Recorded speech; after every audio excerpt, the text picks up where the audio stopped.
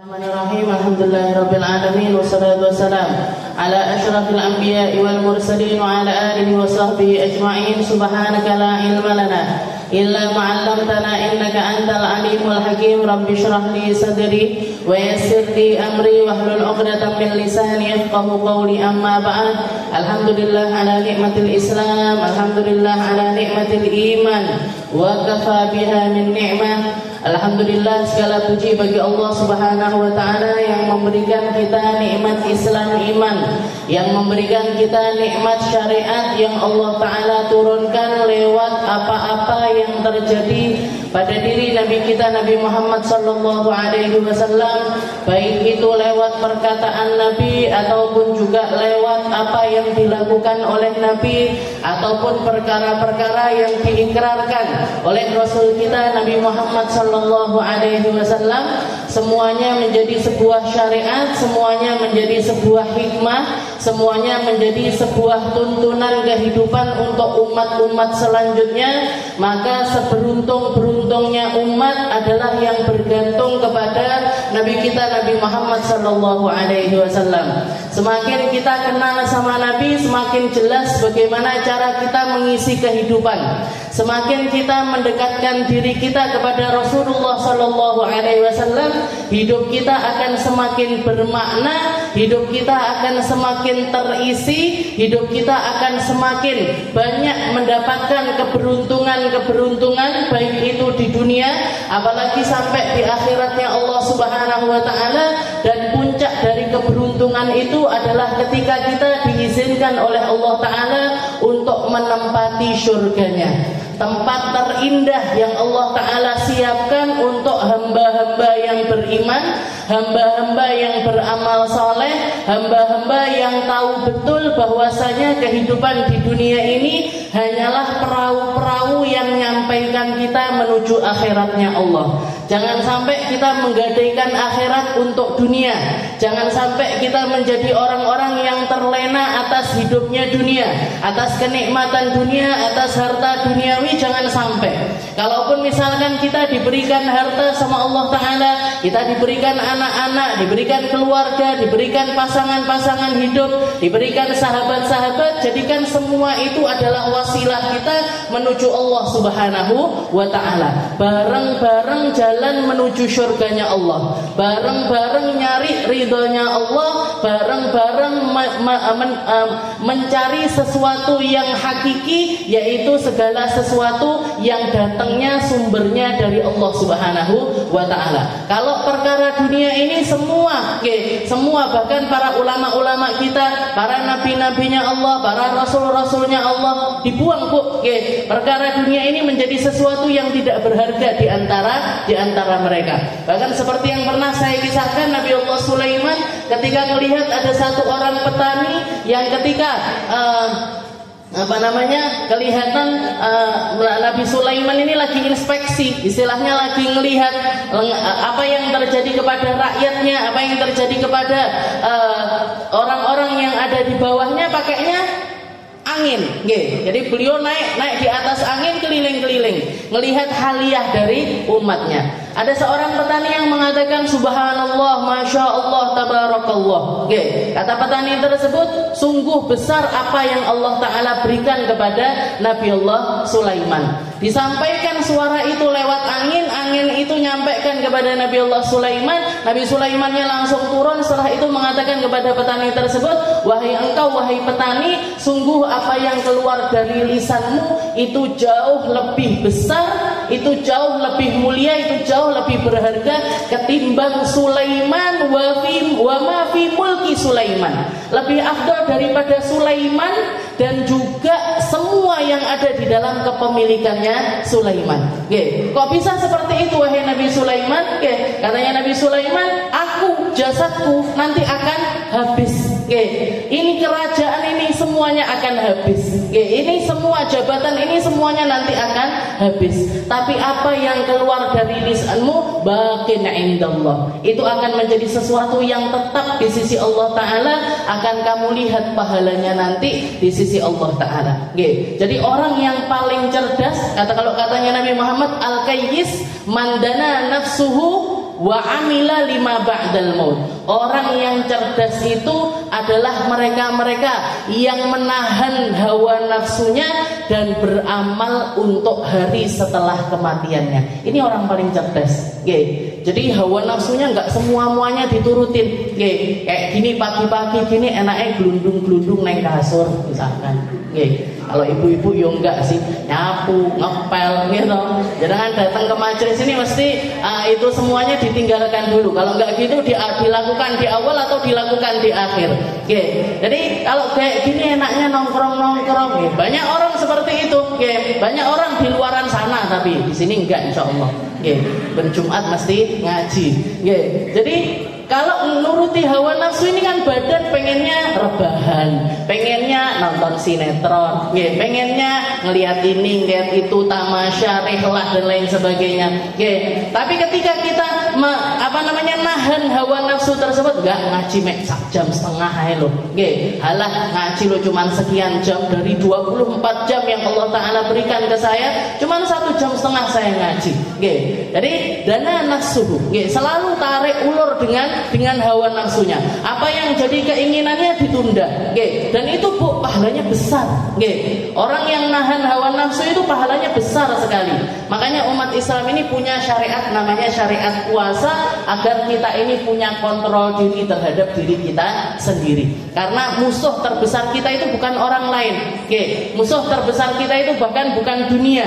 Musuh terbesar kita itu bahkan bukan setan. Setan ini kecil, Bu. Katanya Allah Taala, inna kaida syaitan kana dha'ifa. Kalau tipu dayanya setan itu kecil. Setan bisik-bisik di sini. Ayo salatmu, kuncimu neng kono. Alhamdulillah minasyaitan. Hilang. Saya ngangeli lek setane bentuke manungsa. Ora usah ngaji, ora usah ngaji. Alhamdulillah minasyaitan. Enggak ngalih deh. Panggah ae. Halo ayo to peng pisan ae lho. Ayo kapan lagi arisan? Setan murokab ini sudah ngambil jatah pekerjaannya setan. Dibilang alhamdulillah dia nggak pergi. Jadi kalau katanya Allah inna kaidah syaitan kana dha'ifa. Kalau tipu dayanya setan itu kecil, gampang untuk kita menghindarnya. Yang sulit sekali adalah kita ngelawan diri kita sendiri. Ngelawan hawa nafsu, ngelawan keinginan diri sendiri. Kita lanjutkan pembahasan kita. Kalau kemarin kita bahas tentang najasah, dan bagaimana cara kita untuk menghilangkan najis itu atau mengembalikannya menjadi suci kembali. Seperti yang kita tahu ada 3 macam jenis najis secara hukum. Ada yang mughalladhah, ada yang mukhaffafah, ada yang mutawassithah. Kalau yang mughalladhah harus najisnya babi, anjing dan lain sebagainya, ini harus dibersihkan 7 kali, salah satunya pakai debu. Kalau yang mukhaffafah ini najisnya kencingnya bayi laki-laki di bawah umur 2 tahun dan belum mengkonsumsi apapun sebagai makanan pokoknya dia kecuali ASI.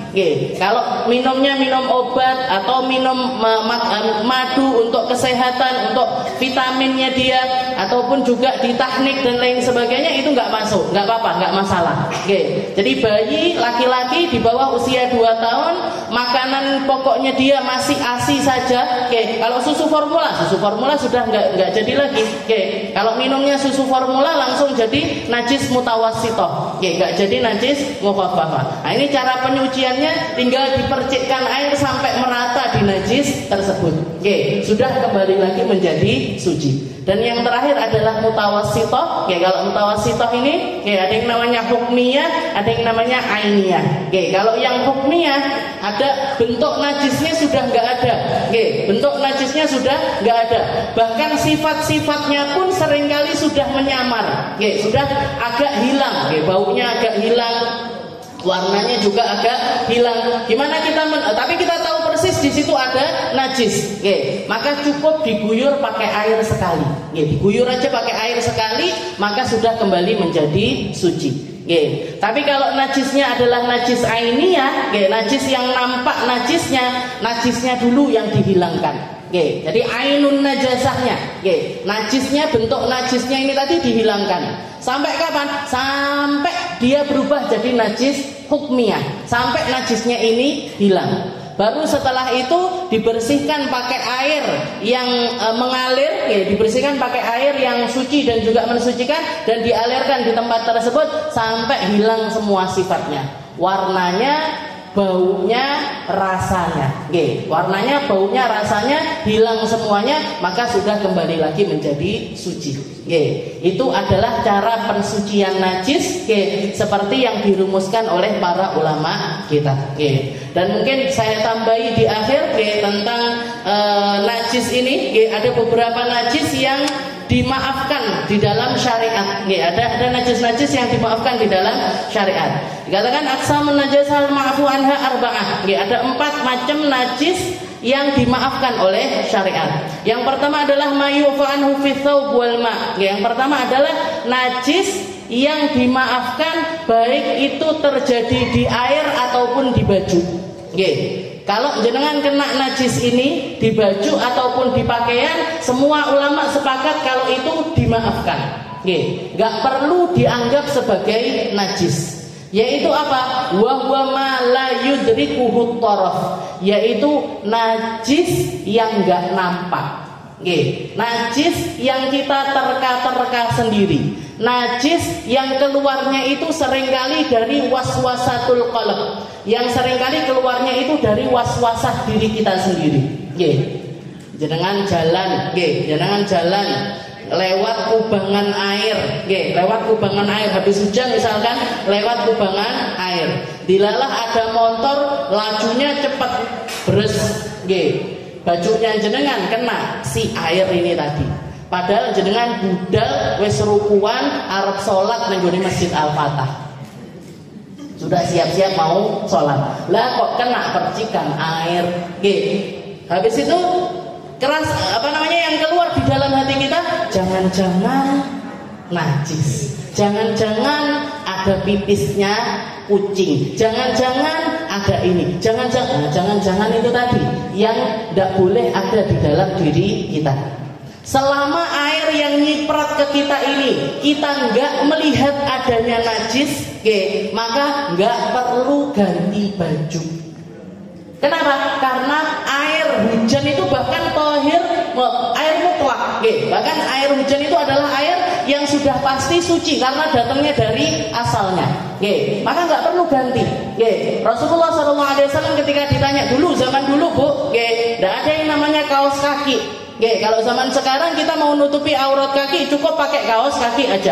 Bajunya agak terangkat nggak masalah, tapi pakai kaos kaki. Zamannya Nabi nggak ada. Zamannya Nabi belum ditemukan yang namanya kaos kaki. Maka Rasulullah menganjurkan para perempuan ini kalau bikin baju dilebihkan 1 meter. Jadi koyok mantan gitu. Jadi mantan setiap hari. Jadi ini lebihnya 1 meter. Katanya para sahabat perempuan, ya Rasul, ini kalau nanti kita melewati najis gimana? Kalau ini baju nanti kena najis gimana? Katanya Nabi, yutahhir ma ba'dahu. Kalaupun dia misalkan kena najis, yang akan mensucikannya adalah tanah selanjutnya. Jadi bajunya jenengan ngelewer itu nggak najis Bu. Selama kita nggak melihat ada najisnya. Bahkan kalaupun misalkan kita melihat ada najisnya, katanya Nabi, nanti pasir yang setelahnya itu akan mensucikannya. Air yang selanjutnya itu akan mensucikannya. Nggak perlu was-wasah tentang hal tersebut. Kecuali kalau jenengan melihat pas lagi jalan di situ ada genangan air, tahu-tahu lihat ada kucing datang tuk pipis di situ.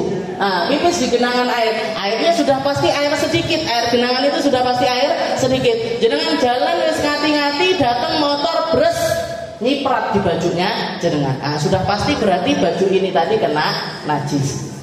Tapi kalau misalkan enggak, cuman kubangan kena cipratan titik enggak apa-apa. Enggak masalah. Jadi dipakai sholat pun enggak masalah. Ini namanya malayudriku taraf. Ini najis yang enggak nampak ini, mau terjadinya di air ataupun kena baju kita, dianggap dimaafkan sama syariat, dimaafkan oleh syariat. Jadi nggak perlu kita nyari tahu gimana riwayatnya air ini tadi gimana. riwayatnya hewan ini tadi gimana, nggak perlu. Nggih. Ini yang namanya waswasa. Kadang orang kalau setelah belajar fikih itu keluar itu, nggih, jangan-jangan airnya mustahmal, jangan-jangan airnya nggak benar, jangan-jangan saya tipuknya nggak benar. Nah, ini berarti menunjukkan kalau jenengan sudah belajar. Kalau nggak keluar rasa-rasa seperti itu berarti urung sinau berarti. Nggih. Nah, ini was-wasan itu keluar biasanya setelah seseorang itu belajar. Jadi harus disyukuri. Rasa itu harus disyukuri. Nggih. Tapi nggak boleh dituruti. Nggih. Kalau jenengan turuti, jenengan jadi mainannya setan. Oke, kalau dituruti jadi mainannya setan. Kono lo kurang, ngeresik ini kurang. Ayo, ini kena najis misalkan, jenengan sudah nyucikan nih, ainun najasahnya sudah hilang, sudah disiram air 3 kali. Kurang, siram neh. Kurang, siram neh. Kurang, siram neh. Sampai sak bak mandi cuman ngeresiki pipisnya kucing misalkan. Nggih. Nah, ini namanya waswasa. Nggih, namanya waswasa. Cebok juga gitu, kencing, nggih, kayaknya kurang sebelah kanan, nggih, kemaluan sebelah kanan, bersihkan. Kurang nih sebelah kiri, nggih, belakang, nggih, nggak karu-karuan, nggih. Jadi ini namanya waswasa dari. Jadi nggak boleh dituruti, nggih. Makanya perlu saya sampaikan di sini mayufa'anhu fit-thawb wal ma', nggih. Najis yang dimaafkan baik itu kena air ataupun kena baju dimaafkan sama syariat. Apa itu? Mala yudrikuhu taraf, yang nggak nampak mata. Oke, yang nggak nampak mata, laler lewat-lewat, nempel. Laler ini riwayatnya dari mana dia? Oke. Jangan-jangan habis nempel di teletongnya sapi. Jangan-jangan nggak karu-karuan. Mana yudrikuto? Yang nggak nampak nggak usah dianggap najis. Itu yang pertama. Yang kedua, mayufa'anhu fit-thawb dunal ma. Dimaafkan hanya di baju, tapi di air enggak dimaafkan. Nggih, di baju dia dimaafkan, tapi kalau di air tidak dimaafkan. Apa itu? Qalilud dam, darah sedikit. Nggih, darah yang sedikit itu dimaafkan kalau adanya di baju. Kalau di air enggak dimaafkan. Nggih, kalau di air enggak dimaafkan. Ada air 1 bak, jenengan lagi mimisan, lagi mimisen, ini dari hidung keluar darah. Netes darahnya ini di bak mandi. Setelah ketetesan darah kita, padahal cuma sak tetes, tapi karena airnya cuma 1 gelas, berarti ojo di bak mandi, di gelas. Kejatuhan air air segelas ini kejatuhan darahnya kita 1 tetes, langsung berubah warnanya. Walaupun nggak berubah, langsung menjadi najis. Karena dia sedikit dan kejatuhan najis, langsung berubah jadi najis. Kalau airnya 1 bak, ketetesan cuma 1, nggak merubah dari warnanya bak mandi tadi, air yang ada di dalam bak mandi, maka dia tetap dianggap sebagai suci. Nah ini, kalau di air nggak dimaafkan, sedikitnya darah itu nggak dimaafkan di dalam air.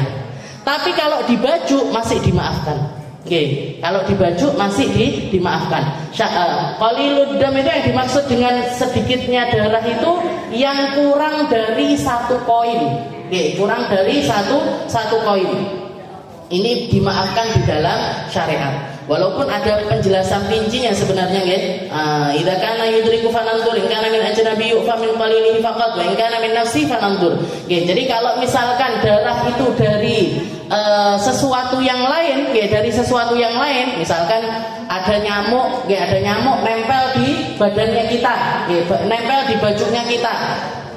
Kepencet, begitu kepencet, cerot keluar darahnya. Keluar darahnya. Sudah dibersihkan si jenazahnya nyamuk ini tadi, sudah dihilangkan, tapi darahnya ada yang nyiprat ke tempat lain. Nyiprat misalkan jenengan nggak tahu, ternyata nyiprat di sini.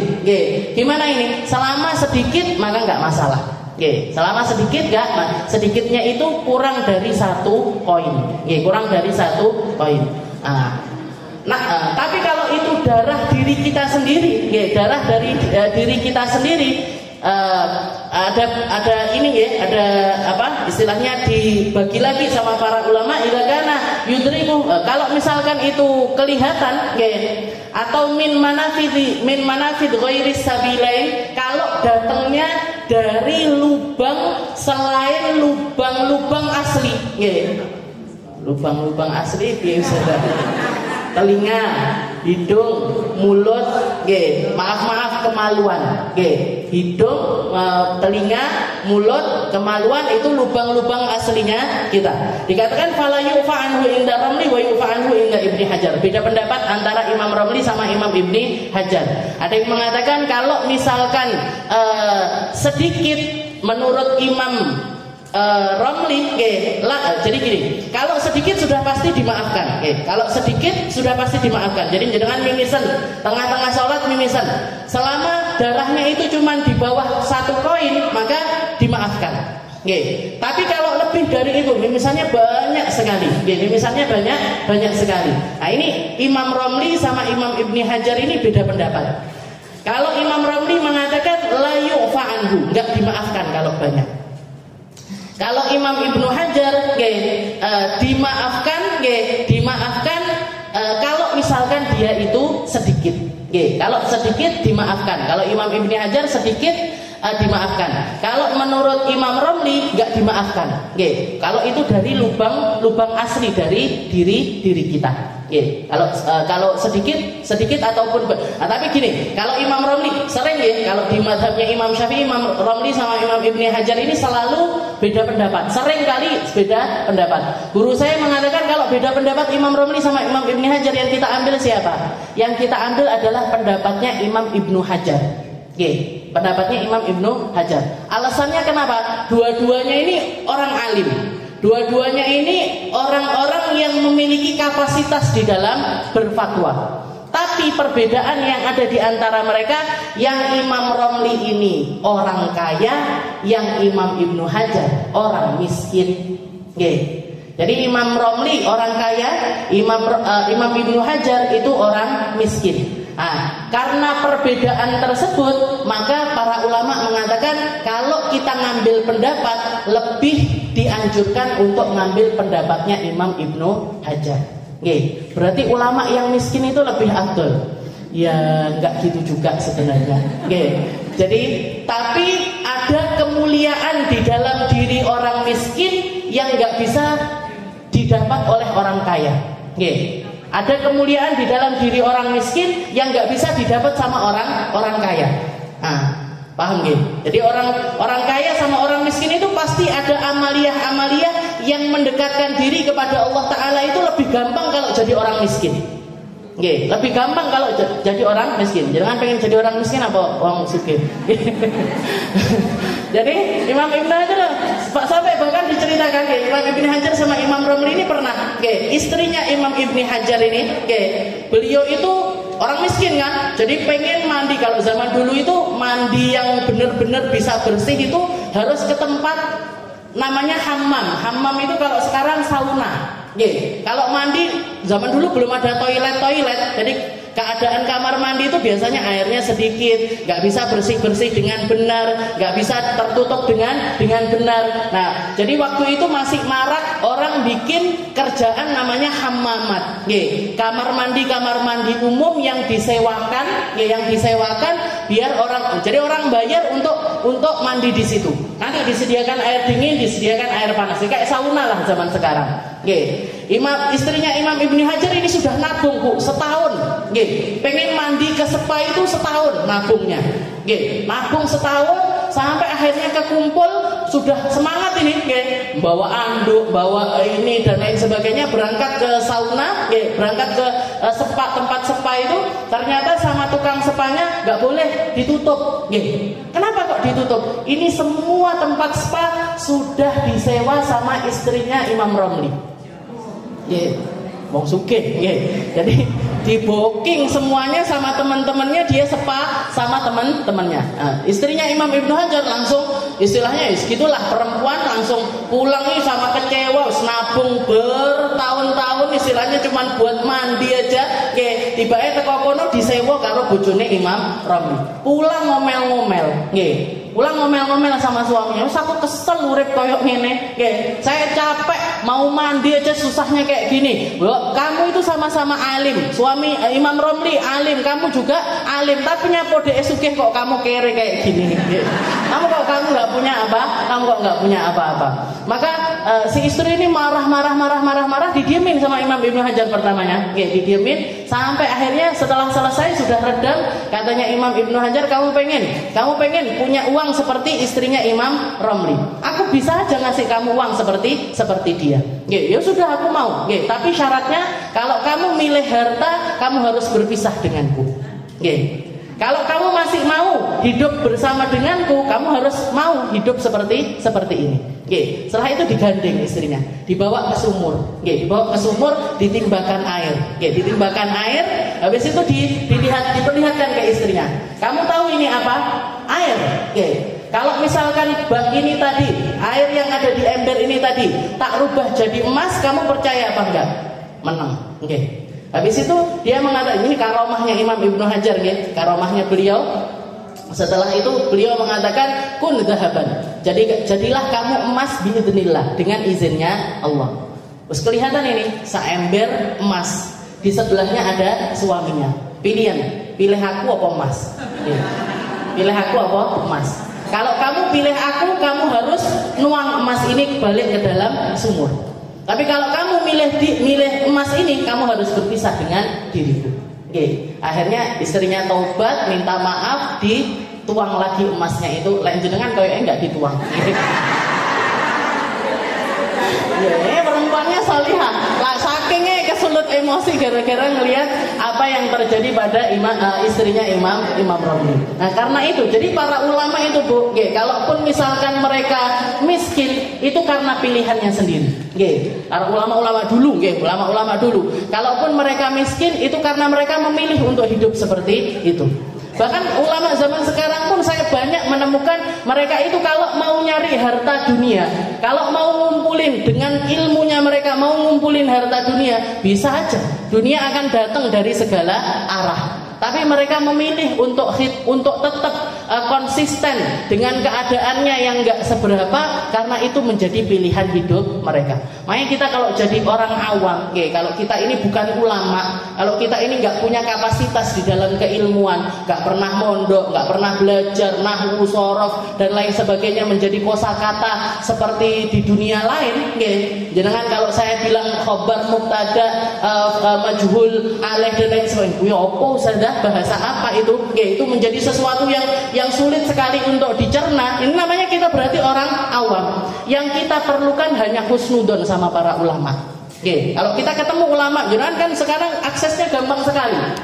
Di HP ini jangan bisa ngakses Ustadz Adi Hidayat, bisa ngakses Ustadz Abdul Somad, bisa ngakses Ustadz Gus Bahak dan para habaib ataupun para kiai-kiai yang memang mereka itu menghabiskan waktunya lama untuk ngaji.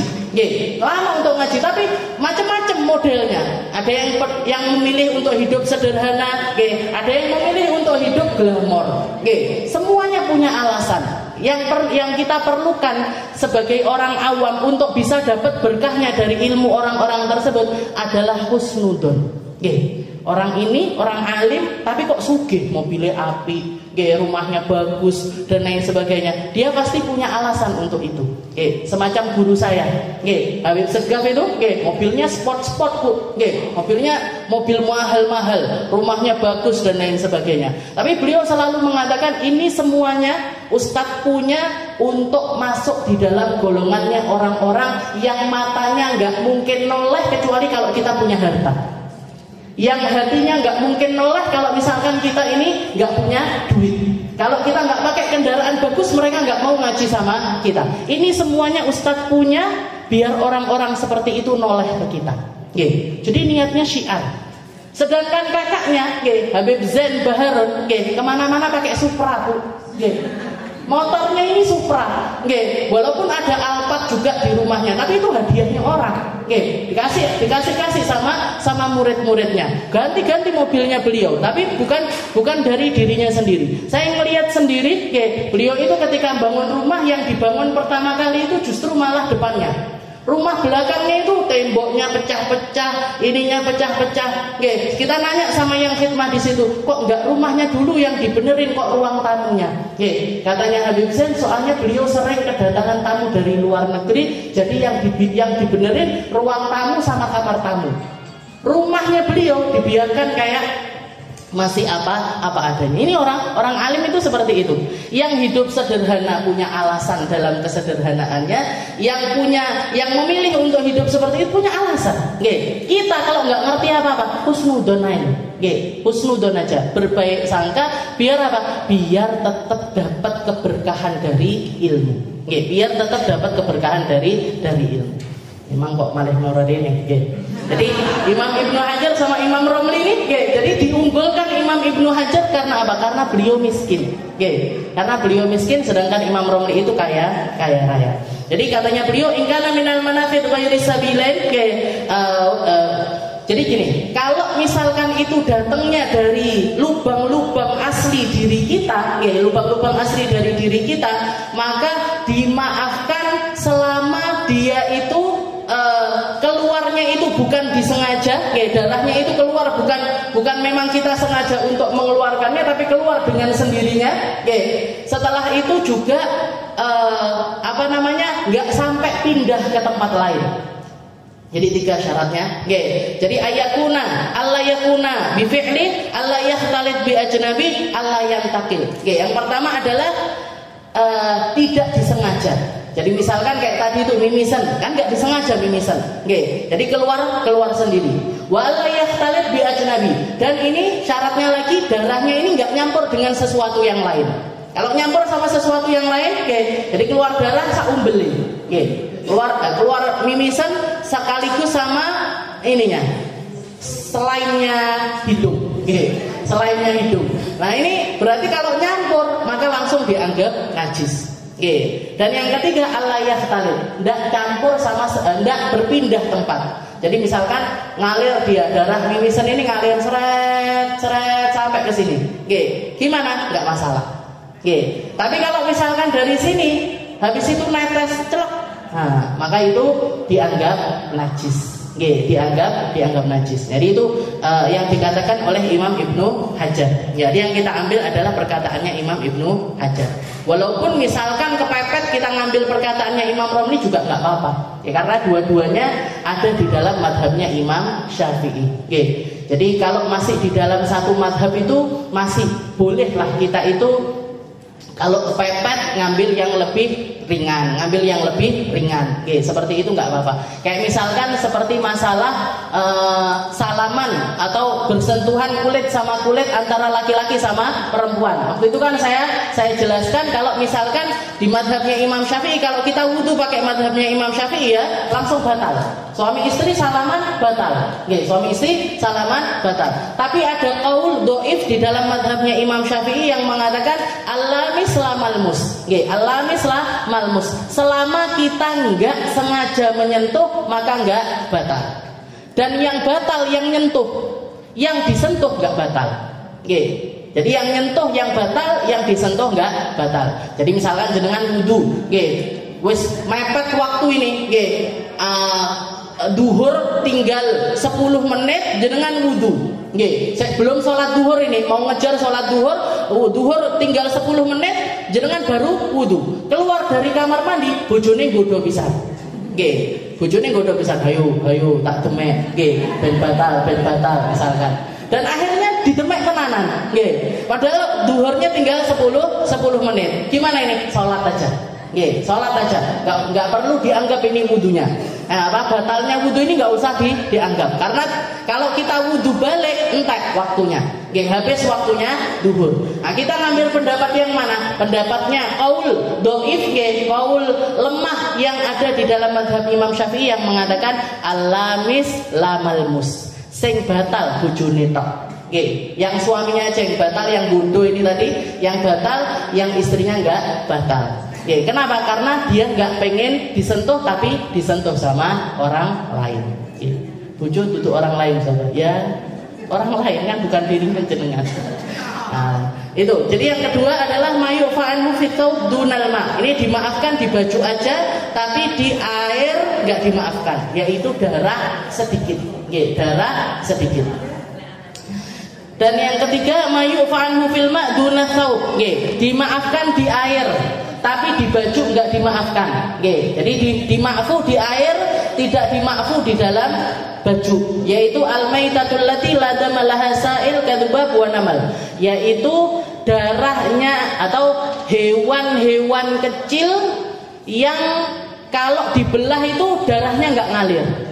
Hewan-hewan kecil yang darahnya ini kalau dibelah maka darahnya ini nggak ngalir. Itu dimaafkan di air tapi tidak dimaafkan di baju.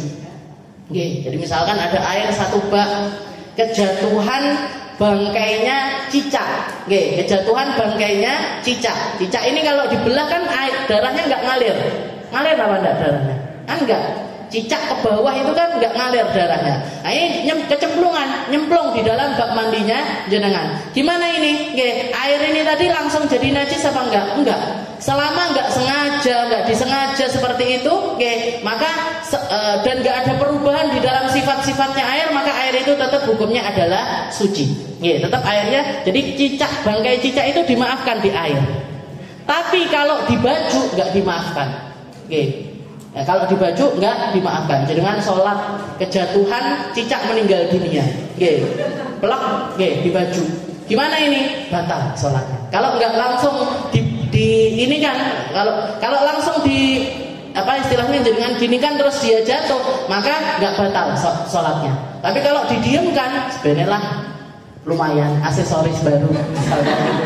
Nah, ini batal sholatnya. Jadi ini hewan-hewan kecil yang darahnya itu nggak ngalir hanya dimaafkan di air saja, di baju nggak dimaafkan. Dan yang terakhir malayu fa'anhu mutlaqan baqiyatun najasah. Yang terakhir adalah najis-najis yang lainnya. Najis yang kemarin kita bahas semuanya itu tidak dimaafkan baik di air ataupun juga di baju. Di air nggak dimaafkan, di baju juga nggak dimaafkan. Najis-najis selain yang tadi kita sebutkan, selain darah, selain hewan-hewan kecil, maka itu semuanya adalah najis yang tetap akan menjadi sesuatu yang najis. Wallahu a'lam bishawab. Ini bab najasah sudah kita selesaikan insyaallah.